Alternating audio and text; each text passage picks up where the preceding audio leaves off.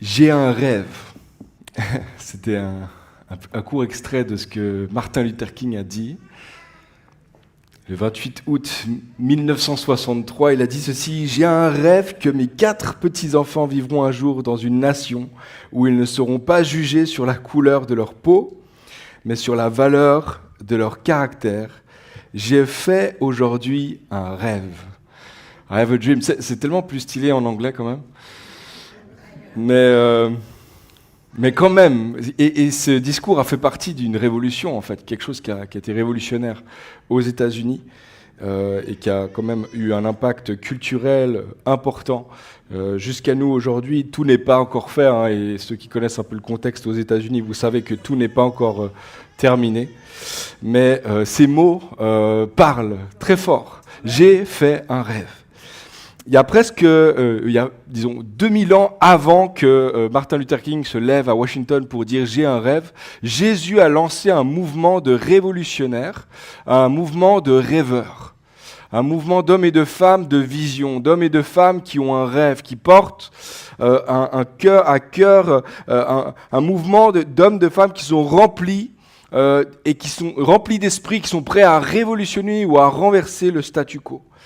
C'est ce que les hommes et les femmes, les gens de Bérée à l'époque en Macédoine ont dit à propos de l'apôtre Paul et ceux qui l'accompagnaient. Ils ont dit ceci: ces gens-là qui ont bouleversé le monde sont aussi venus ici.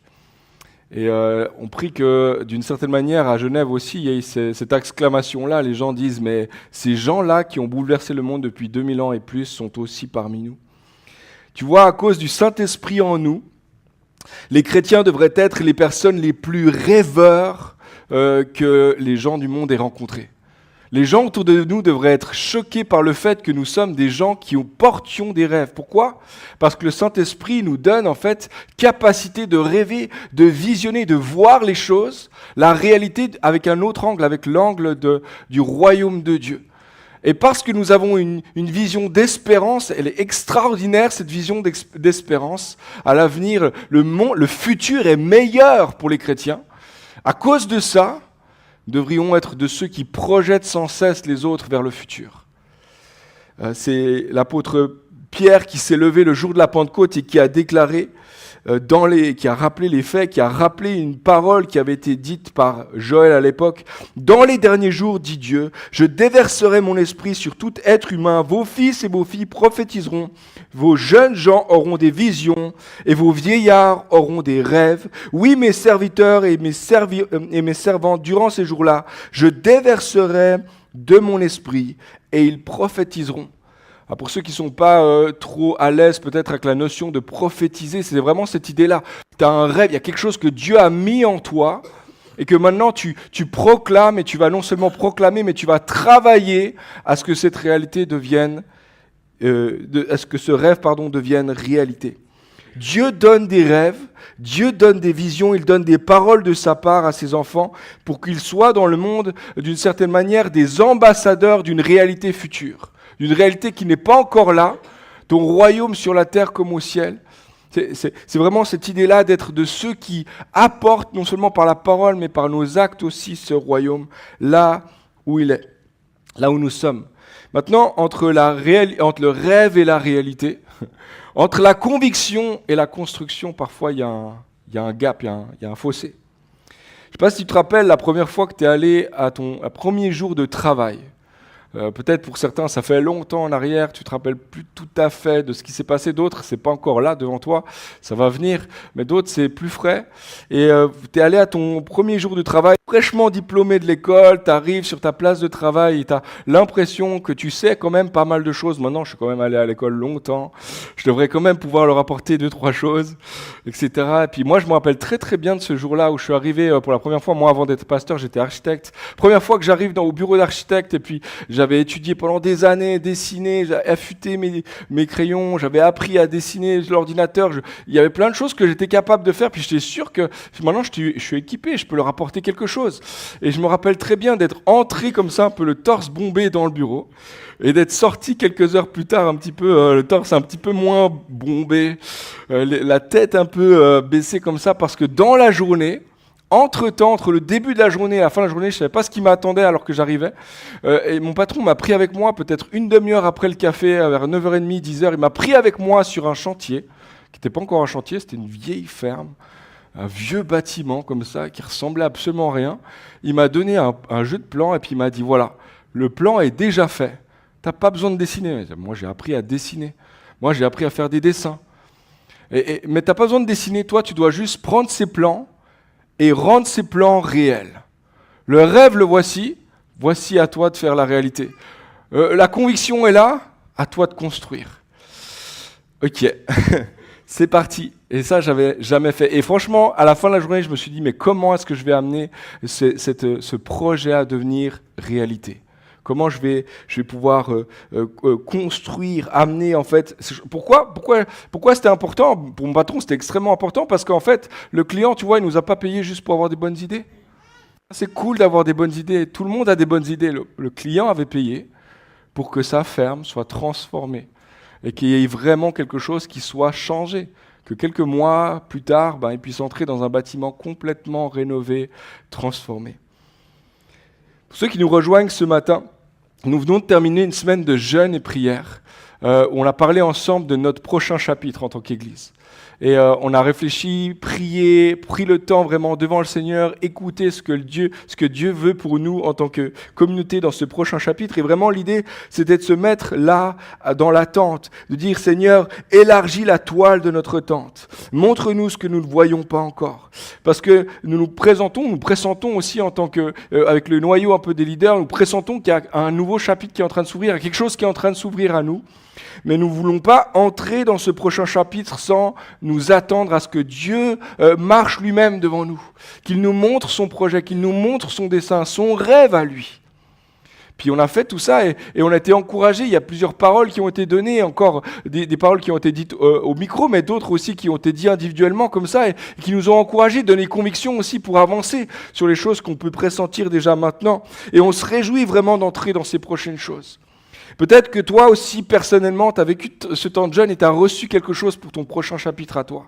Le prochain chapitre de ta vie, de ta famille, de ton couple peut-être, ou peut-être l'idée d'aller dans une relation de couple pour ton avenir, un projet de professionnel, ministériel, un projet de travail, un projet de déménagement, un projet d'acquisition, peu importe. Il y a peut-être le Seigneur t'a donné une conviction.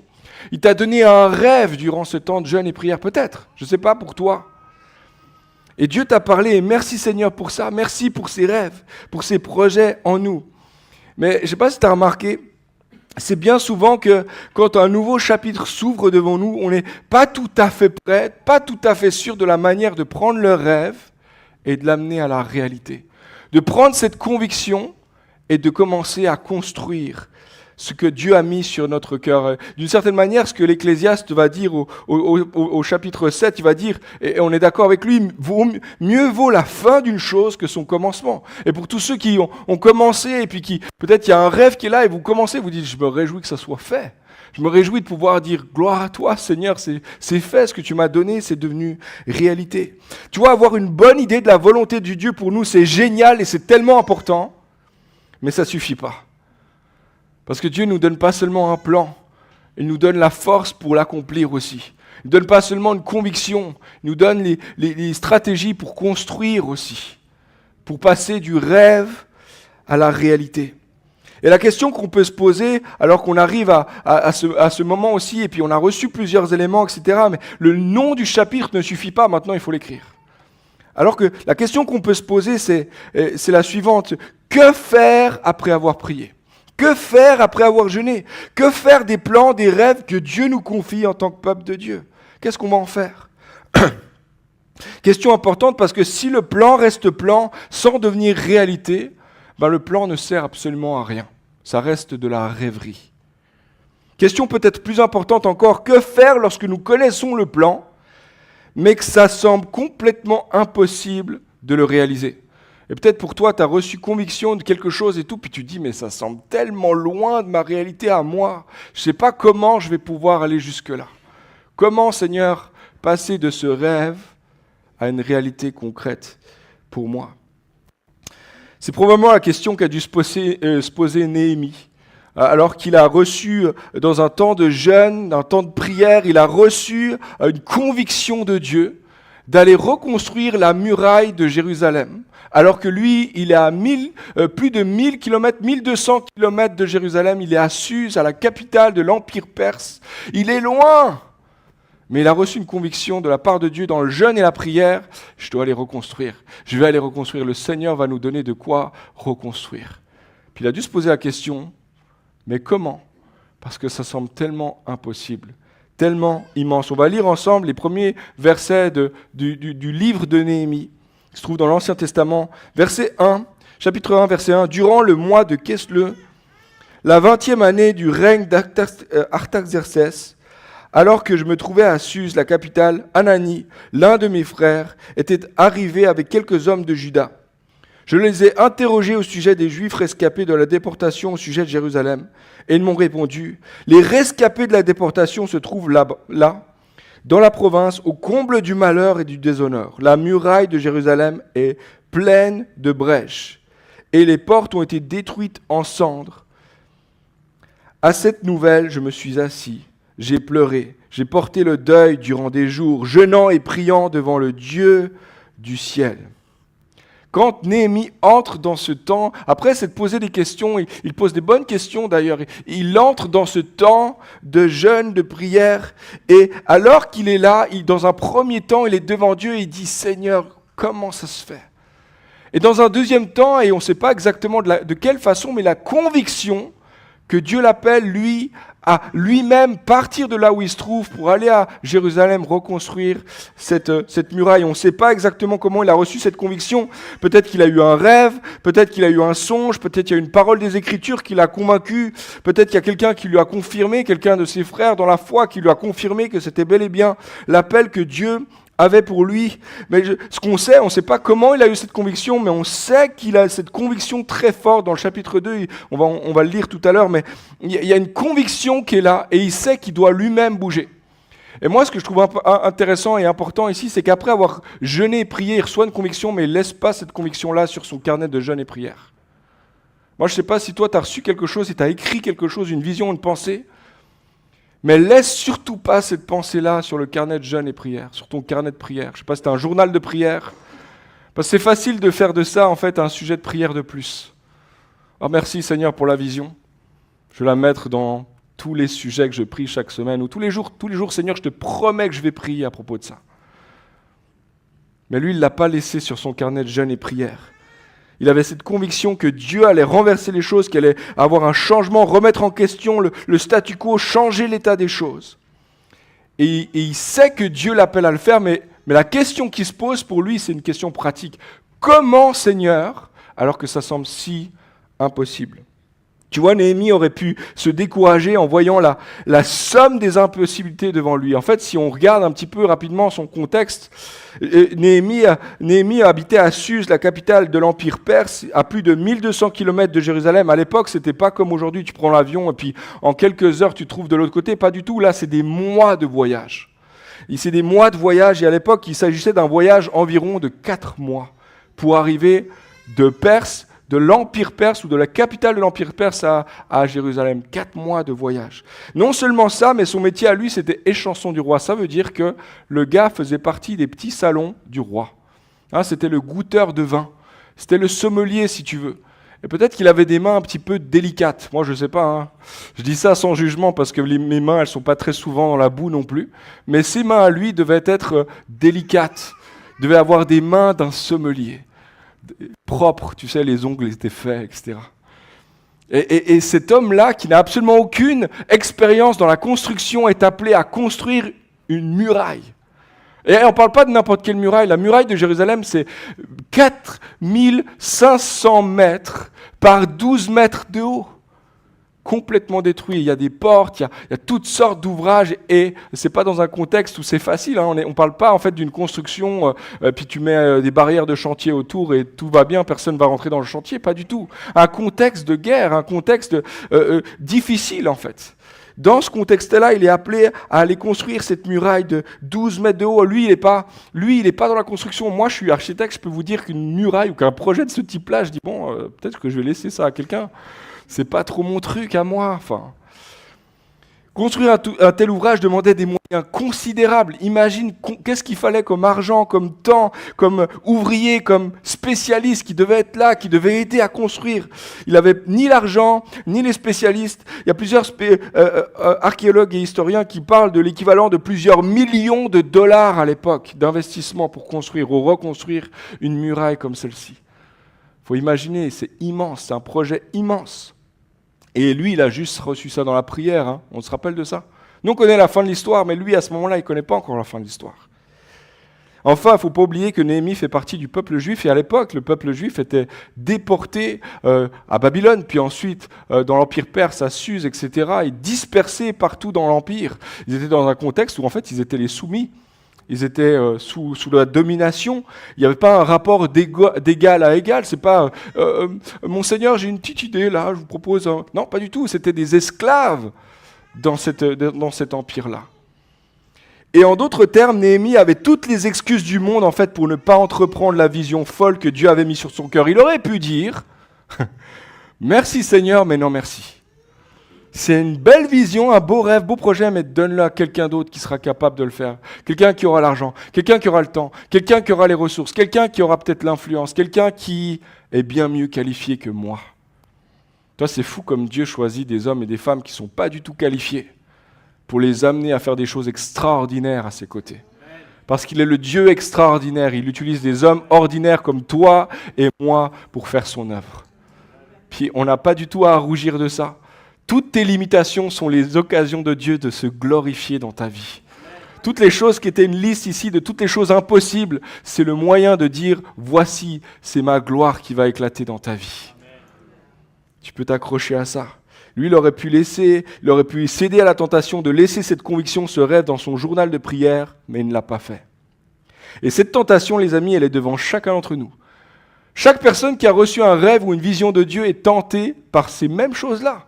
Seigneur, c'est beaucoup trop grand, c'est beaucoup trop gros, ça n'arrivera pas, c'est impossible, le contexte n'est pas favorable, c'est pas le bon moment, je ne suis pas la bonne personne, regarde mon frère il est plus fort, etc., etc., etc. On est tous tentés par cette excuse-là ou par cette somme d'excuses-là, ou alors nous pouvons tourner nos regards, et je t'aimerais t'encourager, alors qu'on sort de ce temps de jeûne et prière, tourne tes regards vers celui qui peut faire des choses impossibles dans ta vie. Il est capable, il est le Dieu de l'impossible.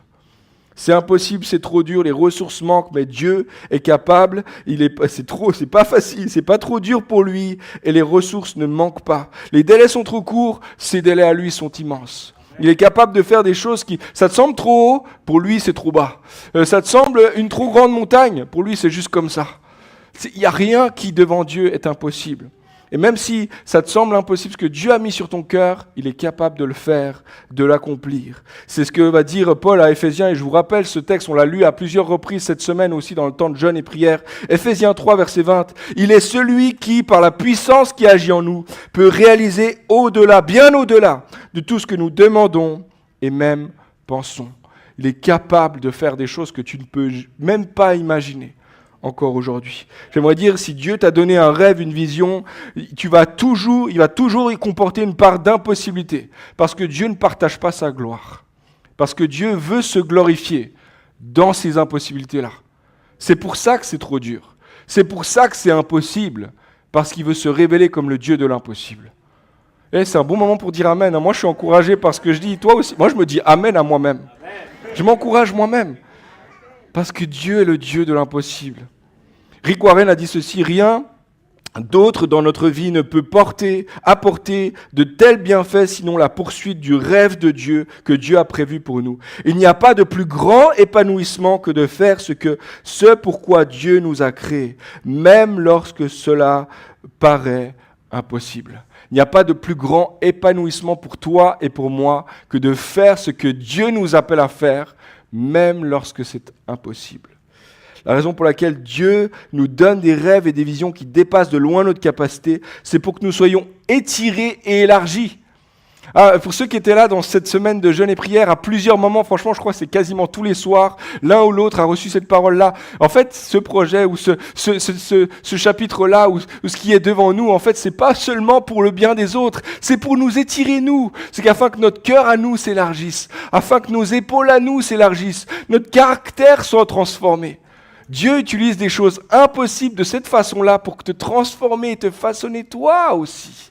Et c'est une grâce immense. Dieu choisit de travailler avec nous parce qu'il veut travailler en nous. Il veut travailler avec toi parce qu'il veut travailler dans ta vie à toi aussi. Et tu vois, Néhémie choisit de faire confiance à Dieu. Il suit la conviction que Dieu lui a donnée, il surmonte les obstacles, alors il voit Dieu agir au-delà de toutes ses attentes, de toute son espérance. Et on va lire ça à la fin, vous allez voir que moins d'une année après son début du jeûne, il commence à jeûner, moins d'une année après son jeûne, il voit la muraille, il fait l'inauguration de la muraille de nouveau à Jérusalem. Dieu est le Dieu de l'impossible. Tu vois, notre prochain chapitre, j'aimerais affirmer ceci, notre prochain chapitre ne doit pas seulement être prié avant d'être écrit. Notre prochain chapitre, il s'écrit à l'encre de notre foi et à la sueur de notre front. À l'encre de notre foi et à la sueur de notre front. Tu vois, en lisant la suite de l'histoire de Néhémie, on découvre 3 principes importants. J'aimerais qu'on regarde ensemble à ces 3 principes importants pour nous aider chacun et en tant qu'Église aussi à passer du rêve de Dieu à la réalité, de la conviction à la construction. Et voici le premier principe. Ose faire un pas de foi. En fait, j'aimerais dire plutôt ceci. Le premier pas, c'est toujours un pas. Le premier pas, c'est toujours un pas de foi. Ose faire un pas de foi. Tu vois, quand Néhémie sort de la période de jeûne, il est convaincu que Dieu lui demande de construire la muraille. Alors qu'il est là, il se trouve à faire un choix de prendre un pas courageux. Dans la foi, le pas qui est devant lui. Il ne peut pas demain déjà prendre la pioche et commencer à piocher. Il y a encore beaucoup de pas pour aller jusqu'à Jérusalem. Mais le premier pas, c'est toujours un pas de foi. Et ce qu'il va faire, c'est qu'il va commencer à prier. Et alors qu'il se trouve dans le service du roi, à un moment donné, il y a une opportunité qui s'ouvre devant lui. Il est dit ceci, Néhémie 2, verset 1. « Durant le mois de Nissan, la 20e année du règne de l'empereur Artaxerxès, c'est un super nom si tu cherches un nom de petit garçon. Facile à prononcer comme ça. Je pris du vin qui était devant l'empereur pour lui en servir. Jamais auparavant je n'avais paru triste en sa présence. Alors l'empereur me demanda, pourquoi as-tu une mauvaise mine ? Tu ne me sembles pourtant pas malade. Ce ne peut être qu'un chagrin de cœur. Je fus saisi d'une grande crainte, mais je lui dis que l'empereur vive toujours. Comment n'aurais-je pas un air triste alors que la ville où sont enterrés mes ancêtres est en ruine et que ses portes ont été détruites par le feu. Donc, quand on lit cette histoire-là, quand on lit ce récit, on a l'impression que c'est un petit peu le hasard qui fait que Néhémie, à un moment donné, peut parler avec le roi. En fait, ce qu'on sait, c'est que le mois de Nissan, c'est 4 mois après le jeûne de Néhémie. Ce qui veut dire, je ne sais pas s'il a jeûné pendant 4 mois, je ne sais pas, mais je suis sûr en tout cas qu'il a prié. Seigneur, donne-moi une opportunité. Donne-moi l'occasion de montrer ma foi, de faire un pas de foi. Je ne sais pas par où commencer, mais Seigneur, donne-moi l'occasion de faire un pas de foi et je le saisirai. Peut-être tu as reçu une conviction et là, c'est le bon moment de continuer à prier. Emma disait tout à l'heure, le jeûne est terminé. Mais la prière n'est pas terminée. C'est le bon moment de commencer à prier en fait. Tu as reçu quelque chose ? Ne t'arrête pas de prier, attends pas le jeûne l'année prochaine pour recommencer à prier là-dessus. Continue à prier. Et demande au Seigneur l'occasion de faire ton premier pas de foi. Et il est dit ceci, chapitre 1, verset 11, « Je t'en prie, Seigneur, veuille prêter attention à la prière de ton serviteur et à celle de tes autres serviteurs qui désirent te craindre. De grâce, fais réussir aujourd'hui la démarche que je vais entreprendre et que cet homme m'accueille avec compassion. » Tu vois, Néhémie, ça faisait déjà des mois qu'il priait pour un rendez-vous avec le roi. Je ne sais pas comment le placer, je ne sais pas comment demander un rendez-vous à l'agenda. Non, pas du tout. Je ne sais pas comment faire, Seigneur, mais donne-moi un rendez-vous et prépare son cœur, afin que lorsque l'occasion se présentera, je sois dans la foi pour le faire.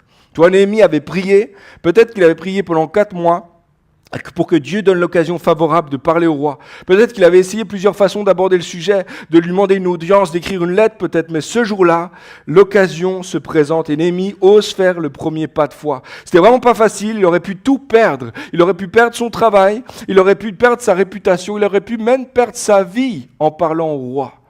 Donc il y a quelque chose de foi là-dedans, il y a de la foi là-dedans. Et se trouve ce moment, on est en Néhémie chapitre 2, verset 4. Alors l'empereur se demanda, « Que veux-tu donc ?» J'adressai une prière au Dieu du ciel. Et je répondis à l'empereur, et je fais une petite parenthèse ici, ça c'est la prière la plus rapide de l'histoire. Et je ne sais pas si ça t'est déjà arrivé de faire ce genre de choses-là, ce genre de prière-là. Tu sais, as une occasion, ça fait des mois que tu pries pour cette occasion-là, mais tu as l'occasion maintenant de le faire. Seigneur, donne-moi. Tu ne sais même pas comment dire, Seigneur, à l'aide. Tu ne sais même pas comment prier, c'est juste, Seigneur, c'est le moment. Il s'accroche à Dieu depuis le début, et là, c'est le dernier moment, Seigneur, encore, donne-moi juste tes mots à toi. Amen. La prière la plus courte de l'histoire. Je répondis à l'empereur, si tel est ton bon vouloir, le bon plaisir de l'empereur, et si tu agrées ton serviteur, veuille m'envoyer en Juda, dans la ville où mes ancêtres sont enterrés, pour que je puisse la rebâtir. Acte de foi, pas de foi. Non seulement il ose parler de la condition de Jérusalem, il fait son pas de foi en demandant l'aide du roi, s'il te plaît, envoie-moi. Mais non seulement ça, il lui demande, paye mon salaire, paye mon voyage, et paye tout ce que j'aurais besoin pour commencer la construction, s'il te plaît. PS, tu peux rajouter des choses. C'est la foi qui fait que Néhémie sort des rangs et il ose dire ça. Il l'a fait sûrement devant d'autres serviteurs, il n'était pas seul dans la pièce. Il y a tout le monde qui le regarde, et là, il y a comme un moment de silence. Tout le monde retient son souffle, il a osé. Et là, le roi est favorable, il lui accorde. Mais ça, c'est parce que Dieu avait préparé son cœur. Et parce que Néhémie aussi a sauté sur l'occasion de montrer sa foi. Le gars a de l'audace et le roi accorde ses demandes. Alors, j'aimerais dire, quand un projet ou une vision vient de Dieu, notre premier pas sera toujours un pas de foi. Toujours, toujours, même si tu ne sais pas encore comment, même si tu n'as pas encore tous les éléments, mais si tu as une conviction, juste sache que ça va te coûter la foi. Ça va te coûter un pas de foi. Martin Luther King, une fois de plus, a dit ceci, la foi, c'est monter la première marche, même si on ne voit pas encore tout l'escalier. Monte la première marche. Ce qui est devant toi, mais fais-le. Fais-le avec foi, avec conviction. Néhémie ne savait pas encore comment les choses allaient se mettre en place, mais ça ne l'a pas empêché de faire le premier pas de foi. Et je répète, les amis, si le projet ou la vision vient de Dieu, alors indéniablement, le premier pas est une montagne déjà devant toi. Ça semble tellement petit ce que Néhémie a fait, c'est juste une demande au roi. Là, on est loin de la construction à Jérusalem, mais c'est déjà une montagne. Premier pas, c'est toujours par la foi. Le prochain chapitre de notre Église va s'écrire avec l'encre, à l'encre de notre foi, mais aussi, il faut l'ajouter, à la sueur de notre front. Deuxième principe, fais tout ce qui t'est possible. Et Dieu s'occupe de l'impossible. Amen. Toi, tu fais tout ce que t'es possible, tout ce qui est entre tes mains à toi, et Dieu va s'occuper de ce qui n'est pas entre tes mains à toi. Regardez ce que Néhémie va faire lorsqu'il arrive à Jérusalem, chapitre 2, verset 11. « Une fois arrivé à Jérusalem, j'y restai 3 jours. Puis je sortis de nuit accompagné de quelques hommes sans avoir dit à personne ce que mon Dieu m'avait mis à cœur d'entreprendre en faveur de Jérusalem. Je ne disposais pas d'autres bêtes que ma propre monture. Je sortis cette nuit-là par la porte de la vallée et je me dirigeais vers la source du dragon et vers la porte du fumier. J'examinais les remparts de Jérusalem, etc., etc. » Dans un premier temps, il étudie la muraille. Il travaille, il étudie, il regarde, il sonde, il évalue. Probablement qu'il prend le temps de discuter peut-être avec des gens sur la place publique, etc., pour comprendre leur réalité. Il fait une analyse, peut-être qu'il regarde le plan, il va voir par lui-même l'état des pierres. Il fait son travail à lui. Il fait ce qui est entre ses mains. Il va sonder, il fait tous ses moyens, toutes les choses qu'il a entre les mains, il va le faire. Et il planifie méticuleusement, il ne se lance pas tout de suite à l'aventure. Il aurait pu commencer en arrivant à Jérusalem, il prend un caillou, il le met. Il prend un deuxième caillou, non, il ne fait pas ça. Pendant 3 jours, il fait l'analyse. C'est important ça, parce que l'œuvre de Dieu, l'œuvre que Dieu t'appelle à faire, en fait, ne veut pas dire que c'est seulement la prière et la foi, c'est aussi ta réflexion et ton cerveau.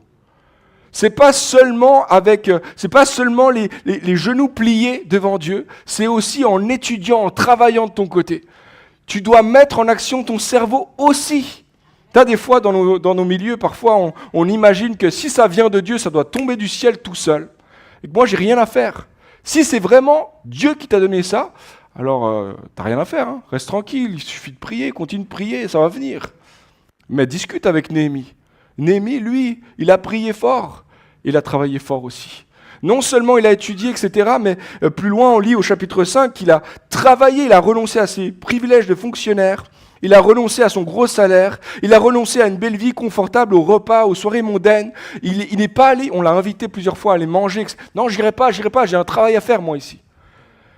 Et il a pris ses mains toutes délicates de sommelier du roi et il les a plantées dans la boue lui-même. Il a remonté ses manches, il a travaillé. Peut-être qu'à la fin, il avait des doigts un petit peu plus gros qu'au début. Mais il a travaillé. Il a travaillé de toutes ses forces à la reconstruction. Et il dit au chapitre 4, et c'est parlant qu'il travaillait même de nuit. Chapitre 4, verset 2, nous faisions la garde pendant la nuit et travaillions pendant le jour. Et nous ne quittions point nos vêtements, ni moi, ni mes frères, ni mes serviteurs, ni les hommes de garde qui me suivaient, chacun avec eux ses armes et de l'eau. Et toutes les jeunes voix disent, oh, c'est dégueulasse. Berk, quoi, il ne changeait même pas, il ne prenait pas de douche. Il restait tout le long sur le chantier. Il ne bougeait pas du chantier. Et lorsqu'il se réveillait, il recommençait à travailler avec la sueur sur leur corps du jour d'avant. Et ça, c'est Néhémie. Hein. On se rappelle du gars qui est le sommelier du roi de l'Empire perse.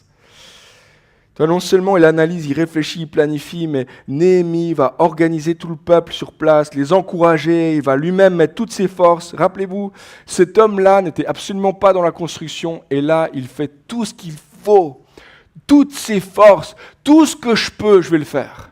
Et tout ce que je ne peux pas faire, c'est Dieu qui va le faire. Amen. Fais tout ce qui est possible entre tes mains, et Dieu s'occupe de l'impossible.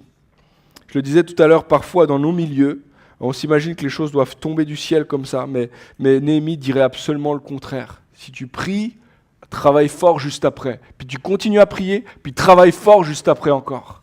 Puis Dieu va s'occuper de ce qui t'est impossible. Les amis, le prochain chapitre de notre Église ne s'écrira pas sans la prière, il ne se fera pas sans notre foi, mais il ne se fera pas sans notre force et sans notre sueur aussi.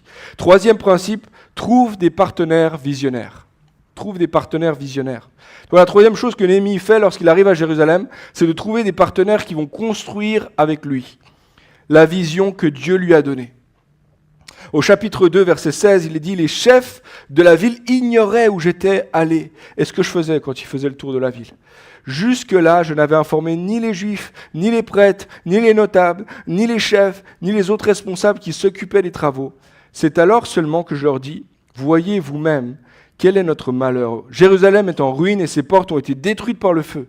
Allez, reconstruisons le rempart de Jérusalem pour que nous ne soyons plus dans la situation humiliante. Je leur racontais ensuite comment la main bienveillante de mon Dieu avait agi pour moi avec bonté. Je leur rapportais ce que l'empereur m'avait dit. Ils s'écrièrent aussitôt « Levons-nous et effectuons les travaux de reconstruction. » Ils cherchent à susciter que ces hommes et ces femmes-là se lèvent et disent « Let's go ! On va construire, on va bâtir ensemble. C'est pas juste pour moi, c'est une équipe.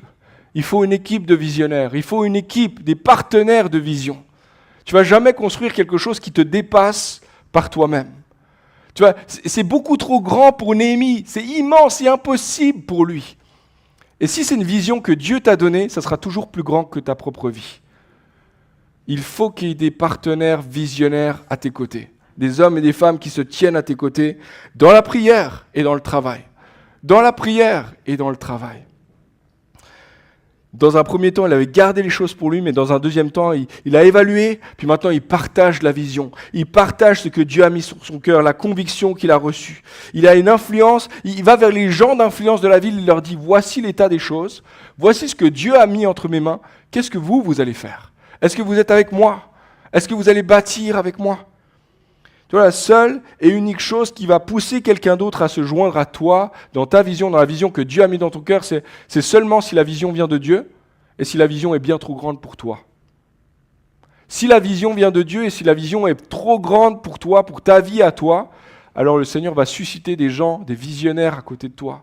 Des hommes et des femmes qui ne portent pas la même conviction que toi, qui n'étaient pas là au tout début, qui n'ont pas reçu dans ce temps de jeûne et prière la même chose que toi, mais qui vont se tenir à tes côtés pour bâtir à tes côtés ce que Dieu a mis sur ton cœur.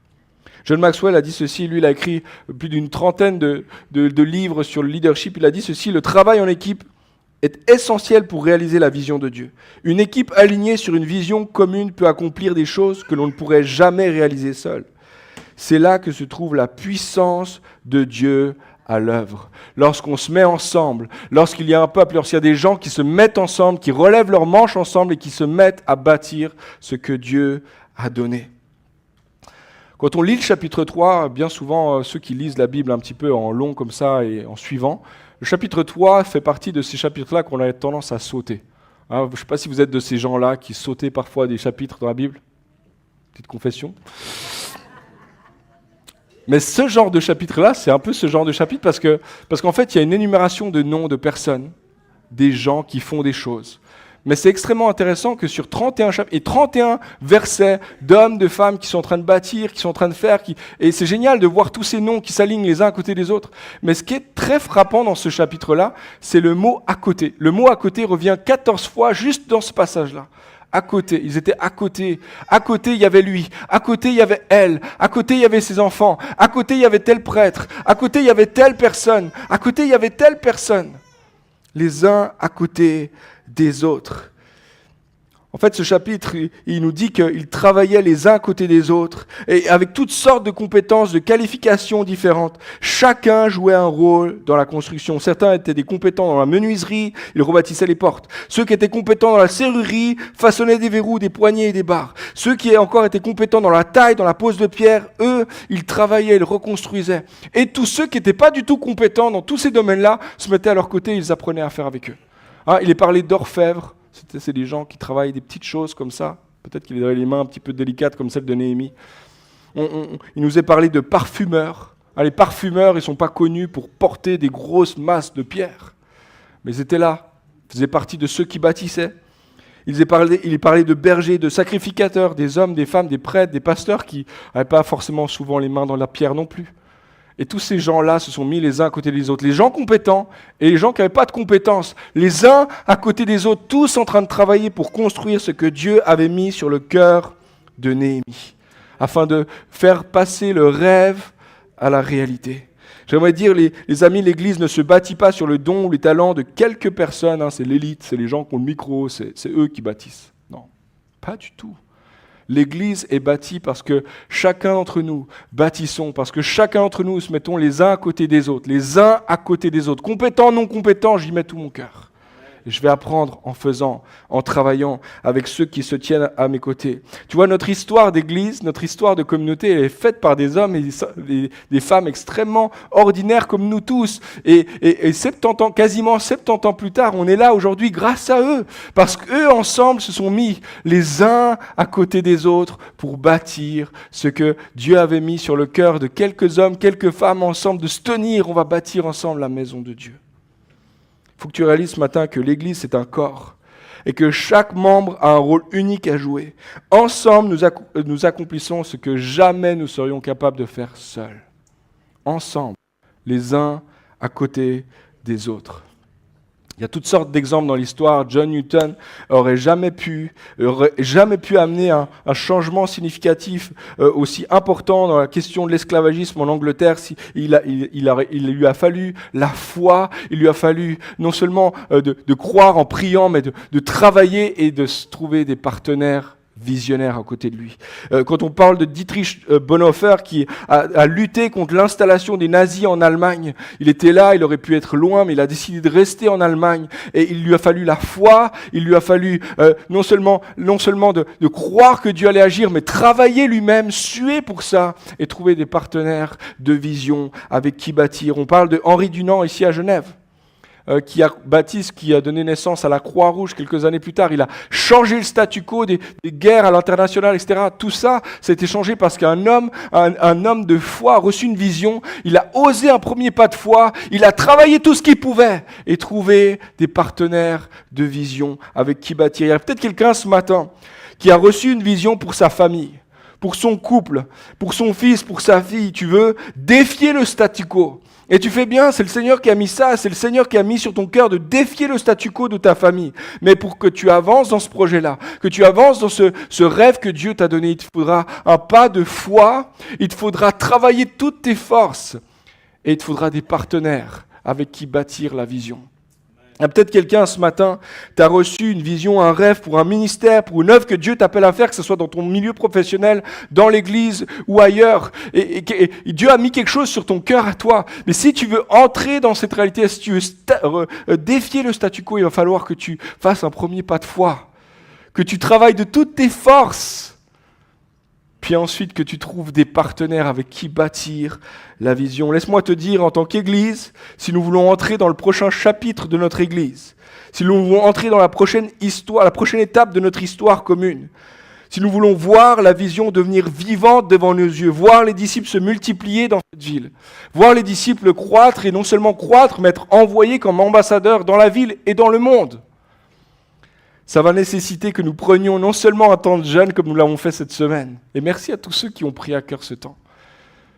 Non seulement le chapitre s'écrit dans la prière, mais il s'écrit aussi par des pas de foi concrets, parce que nous allons tout donner, travailler toutes nos forces ensemble, et être partenaires les uns à côté des autres pour voir ce rêve devenir réalité, cette conviction devenir une construction devant nos yeux. Amen. Il y aurait tellement de choses à dire encore dans Néhémie. Je pense qu'on en fera une série parce qu'en fait, c'est tellement immense, intense ce qui se passe ici. Mais je trouve intéressant, tout ne se fait pas sans opposition. Tout ne se fait pas sans obstacle. Tout est là devant. Il y a un rêve, évidemment, il y a un projet, il y a quelque chose que Dieu lui a donné. Mais en fait, il y a des oppositions tout le temps, constamment. Et une fois de plus, et là je ne veux pas aller dans le détail de tout ce qui va se passer, etc. Il y a manque sur moyens financiers, il y a des manques de main-d'œuvre, il y a le manque de courage parmi ceux qui ont commencé, il y a des défis d'unité dans le peuple, des conflits de ceux qui étaient riches par rapport à ceux qui étaient pauvres, des oppositions ouvertes avec un magistrat, la tentative d'arrêt des travaux par la voie légale, par des voies illégales, toutes sortes d'oppositions, toutes sortes d'obstacles, et toutes sortes de distractions. Il y a des moments où on va inviter Néhémie, viens, on fait un bal, on va s'amuser, viens, on va rigoler, Non, t'inquiète, j'ai un truc à faire, moi. Je viens pas. Je suis pas intéressé. Tu vas pas me distraire. Je suis très focalisé. Toutes sortes d'oppositions, toutes sortes d'obstacles devant lui, devant eux. Mais en fait, ils vont bâtir la vision, ils vont voir les choses se faire devant leurs yeux. Et pour moi, c'est important, et je fais une petite parenthèse ici, très important sur ce sujet-là, c'est que, en fait, parfois, dans le milieu, une fois de plus, il y a cette idée-là que si c'est un rêve de Dieu, ça devrait découler de source. Ça devrait être facile, ça devrait venir comme ça clique, parce que Dieu l'a dit, ça va arriver. Laisse-moi te dire, si ça vient de Dieu, il y aura obstacle, il y aura opposition, obligatoirement. Tu vois, si le Fils de Dieu est venu sur la terre avec une conviction, avec un rêve pour ton salut et mon salut à moi, et qu'il a reçu toutes sortes d'oppositions, toutes sortes de barrières, toutes sortes de personnes qui se sont mis devant lui, si même il a été crucifié à cause de ça, laisse-moi te dire que toi et moi, on va vivre l'opposition, si ça vient de Dieu. Jésus va dire ceci, Jean 15, verset 20, « Le serviteur n'est pas plus grand que son maître. S'ils m'ont persécuté, ils vous persécuteront aussi. » Il ne faut pas vous attendre à ce que la vision soit facile, que tout entre facilement les unes après les autres comme ça parce que ça vient de Dieu, non. Si ça vient de Dieu, il va y avoir opposition. Je ne suis pas prophète, mais je peux te le dire. La parole de Dieu l'affirme. Aussi, ne soyons pas étonnés, à chaque étape, il y aura des obstacles, à chaque étape, il y aura des oppositions, mais à chaque étape, il y aura la détermination, il y aura le courage renouvelé dans la présence de Dieu, dans la prière, dans la confiance que c'est Dieu lui-même qui nous a confié la vision. Si Dieu t'a confié cette vision, tu peux retourner à lui. S'il te plaît, Seigneur, réaffirme la vision, que je sois sûr, que je sois convaincu, que le prix que je suis en train de payer ne soit pas pour rien, Seigneur. Réaffirme la vision. Alors que tu es là devant des obstacles, des oppositions, tu vas dans la présence de Dieu, tu reçois une conviction renouvelée encore et encore et encore. Les obstacles, les oppositions ne servent pas du tout à aller plus vite. Elles servent à t'élargir. Elles servent à te faire grandir. Elles servent à te faire devenir ce que Dieu veut que tu sois. Parce que le rêve de Dieu pour ta vie, ce n'est pas ce que tu fais, c'est ce que tu es en train de devenir. C'est la personne qui est en train de devenir, son caractère transformé. Il nous rend plus forts aussi ensemble dans l'épreuve. Quand on a des oppositions en tant que peuple de Dieu, on devient forts, les amis, ensemble. On va aller dans la prière. On aurait pu encore rester longtemps avec Néhémie ce matin. On ne va pas aller plus loin. Il faudra qu'on ouvre une fois une parenthèse ou une longue parenthèse sur Néhémie. Mais j'aimerais proposer quelques instants de prière. Et peut-être j'aimerais inviter Pauline, si tu es d'accord, de faire quelques notes. Puis tout à l'heure, dans un deuxième temps, peut-être qu'on prendra un chant, mais juste quelques notes maintenant, et on soutient aussi à ce qu'on va vivre maintenant dans ces quelques instants. Et vraiment, je crois qu'il y a quelque chose pour nous, alors qu'on sort de ce temps de jeûne et prière. C'est vrai, on l'a coupé vendredi, mais comme disait Aimable, les choses continuent. Et on croit qu'il y a des bénéfices qui vont encore sortir dans les prochains jours et semaines. D'ailleurs, j'aimerais dire, si vous avez reçu encore des choses, s'il y a des paroles, des visions, des pensées que vous voulez partager avec les responsables de la communauté, n'hésitez pas. C'est vraiment important qu'on puisse le vivre ensemble. Je lis dans Néhémie 6, versets 15 et 16. La muraille fut achevée le 25e jour du mois d'Élul, en 52 jours.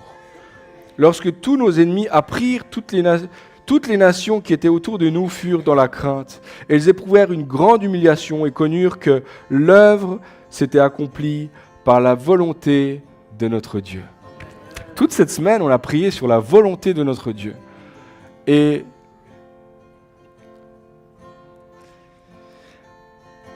quand Néhémie arrive, 52 jours, il y a beaucoup de choses qui se sont passées entre le moment où il a commencé à jeûner et maintenant l'inauguration, 52 jours plus tard, après avoir commencé les travaux. Mais maintenant, il y a comme une affirmation, non seulement dans son cœur, dans le cœur de tous ceux qui ont bâti, mais maintenant dans les nations alentours et même les opposants. C'était la volonté de Dieu. C'était son projet. C'était son désir à lui. 52 jours de travaux seulement. Rappelez-vous que ça faisait déjà 12 ans qu'Esdras était là. Ça faisait 12 ans que le peuple de Dieu avait pu retourner à Jérusalem. Ils avaient pu recommencer à construire des choses, le temple, etc. Mais il y a comme un chantier qui était avancé, mais qui n'avait pas encore complètement avancé. Il y a des gens qui avaient peut-être commencé à construire une muraille, puis à chaque fois qu'il y avait des pillages, etc., les nations qui débarquaient, qui cassaient, on vient juste de recommencer. Et on peut imaginer le découragement après 12 ans de « Seigneur, c'est un miracle qu'on soit de retour en terre, la terre que tu nous avais donnée. » Mais maintenant que nous sommes là, Seigneur, c'est comme si on est en friche. Il faut que tu complètes ce que tu as dit. Si tu as dit que ça vient de toi, alors il faut que ça soit complété. C'est ta réputation, Seigneur, qui est en jeu. Et Néhémie, alors qu'il est à Suse, il est dans son confort, 12 ans plus tard, reçoit dans un jeûne et prière la conviction d'aller rebâtir. Et comme je le disais au tout début de ce message, il a jeûné 4 mois plus tard, il s'est retrouvé devant le roi. 4 mois plus tard, il s'est retrouvé à Jérusalem. 52, ça veut dire à peu près 2 mois de travaux, donc on est 10 mois, moins d'une année après qu'il ait commencé à jeûner. Néhémie et tous les amis qui étaient là ont coupé le cordon rouge. Inauguration de la muraille. Et la muraille, ce n'était pas à propos de lui. Rien à voir avec lui. C'était à propos de son Dieu. C'était la réputation de son Dieu qui était en jeu. Et c'est ça qui est dit. Ils auraient pu fêter, dire quoi, 52 jours, quel miracle. Alors moi, je suis dans la construction, je peux vous dire, construire une muraille de 4,5 km sur 12 mètres de haut en à peine 10 mois, je ne sais pas comment ils ont fait, c'est vraiment un miracle. Mais toute cette histoire-là ne tourne pas pour la gloire d'un homme, de Néhémie, de ses amis, de ses collaborateurs, même du peuple, des gens qui ont bâti. Tout ça tourne pour la réputation de Dieu. J'aimerais vous montrer une image en terminant. C'est l'image d'un Néhémie qui en représente bien d'autres. C'est une image qu'on montre à chaque fois qu'on fait un café connexion à l'intégration de l'église. Et je me permets de la montrer ce matin. L'homme que vous voyez ici s'appelle Eduardo Villaverde. La plupart d'entre vous ne connaissez pas qui il est. Mais cet homme-là se trouvait à peu près au centre de la pièce ici, il y a un peu plus de 20 ans en arrière, alors que l'église avait pris ce pas de foi d'acheter ses locaux et de dire ensemble, on va faire de ce lieu, qui était une ancienne poste, une église dans ce quartier. Eduardo représente des dizaines de Néhémies parmi nous. Il y en a qui sont là, encore là, et on pourrait les nommer les uns après les autres, et on est tellement reconnaissant pour vous. Mais il est là dans cette salle, et je crois que, d'une certaine manière, Eduardo voyait, on peut montrer la prochaine image, il voyait ça. Remets l'image d'avant encore. Eduardo est seul dans une pièce qui ne ressemble pas du tout à une salle de culte. Il est là en train de construire un truc, en train de prendre une mesure, en train de mesurer combien... je ne sais pas si on va y arriver, franchement c'est chaud. Sur le plan financier, je ne suis pas sûr. Et je suis tout seul en plus, comment on va faire? Et il y a plein de moments où ces gens-là se sont retrouvés tout seuls à faire un petit travail ici, un petit travail ici. Mais je crois que à chaque fois qu'il y a un clou qui a été planté, il y avait cette vision-là. Tu peux montrer l'image d'après? Cette vision-là. Une maison remplie. Une maison remplie d'hommes, de femmes qui craignent Dieu, qui adorent Dieu. Et j'aimerais nous laisser cette image en tête, alors que nous sortons de ce temps de jeûne et prière. Et c'est vrai, le prochain chapitre de notre communauté, il n'est pas devant nous encore, on n'est pas là, on n'a pas encore vu réellement devant nos yeux les choses devenir réelles. Mais je crois que nous pouvons partir de ce lieu avec cette vision-là, d'une maison remplie d'hommes, de femmes de ce quartier, d'hommes, de femmes de cette ville, de cette génération, des jeunes, des moins jeunes, des personnes seules, des personnes en couple, toutes sortes de personnes, des gens qui viennent de très loin, des gens qui ont grandi dans ce quartier. Et qui ensemble adorent Dieu, célèbrent Dieu pour qui il est. Parce qu'à la fin, c'est la même chose qu'avec Néhémie, c'est la réputation de Dieu qui est en jeu. J'aimerais nous proposer de nous lever ce matin devant cette image. On va laisser cette image, peut-être l'image précédente, celle d'Eduardo.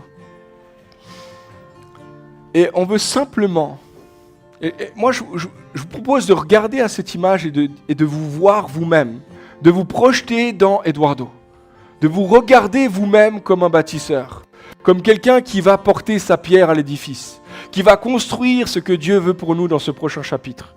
On ne sait pas encore exactement à quoi ça va ressembler. On va vous donner dans les prochains mois, il y aura plus d'informations qui vont venir quand le Seigneur va l'ouvrir, quand les choses vont devenir plus claires pour nous aussi. Mais d'ici là, continuons de prier et prions avec cette attitude-là, celle que je crois qui était dans le cœur d'Eduardo, celle qui était dans le cœur de Néhémie à l'époque. Non pas ma réputation, ta réputation, Seigneur. Non pas ma gloire, ta gloire. Non pas mon projet, ton projet. Non pas mon règne à moi, ton règne à toi. Non pas ma volonté à moi, mais ta volonté à toi. Et Seigneur, s'il faut que je fasse le premier pas de foi, je le ferai. Et s'il faut que je travaille de toutes mes forces, je le ferai. Et s'il faut que je trouve des partenaires, que je me mette à côté de tous ceux qui ont pris la vision, qui ont porté la vision, je m'y mettrai aussi. Parce que ton nom est en jeu. Ta gloire est en jeu. Et ton cœur, Seigneur, c'est que la terre entière soit submergée par la connaissance de la gloire de l'Éternel. Alors nous prions pour ce petit bout de terre, pour Genève, que ta gloire soit connue dans cette ville. Au travers de nous, non seulement nous, toutes les églises ici à Genève, mais aussi nous, Seigneur, pour ta gloire et ta gloire seule. Si vous avez la liberté de le faire, peut-être élevez votre voix maintenant. Appropriez-vous cette prière pour vous. Peut-être avec vos mots, Seigneur, moi je veux faire partie de ceux qui bâtissent. J'ai reçu quelque chose, une conviction, peut-être j'ai un rêve, il y a quelque chose que tu as mis sur mon cœur et je veux travailler avec toi dans cette vision. Je ne suis pas prêt à laisser passer cette vision, je ne suis pas prêt à laisser passer ce rêve. Je ne suis pas prêt à laisser passer cette conviction. Je veux travailler avec toi. Je veux te servir comme a été le cas de Néhémie. Et si ça veut dire que j'abandonne mon poste, un poste sécurisé, un poste confortable, pour me mettre dans les tranchées, pour me mettre dans le chantier, Seigneur, c'est ce que je veux faire. Si je dois faire un premier pas de foi, je vais le faire, Seigneur. Si ça veut dire que je dois aller parler avec une personne, montre-moi qui. Si je dois faire quelque chose, Seigneur, donne-moi de faire ce premier pas de foi. Mais Seigneur, ne me laisse pas passer à côté de ton projet, ton plan, afin que ton royaume vienne, non seulement autour de moi, mais en moi. Parce que ce projet, c'est pas seulement pour le bien des autres, c'est pour mon bien à moi, c'est pour m'élargir moi, c'est pour me faire grandir moi, Seigneur. Agis, Jésus. Rends-moi, Seigneur, plein de confiance, plein de foi, débordant de passion pour toi, Jésus. Envoie ton esprit sur moi qui me renouvelle dans tes rêves. Pour ta gloire, Jésus, et ta gloire seule. Alléluia.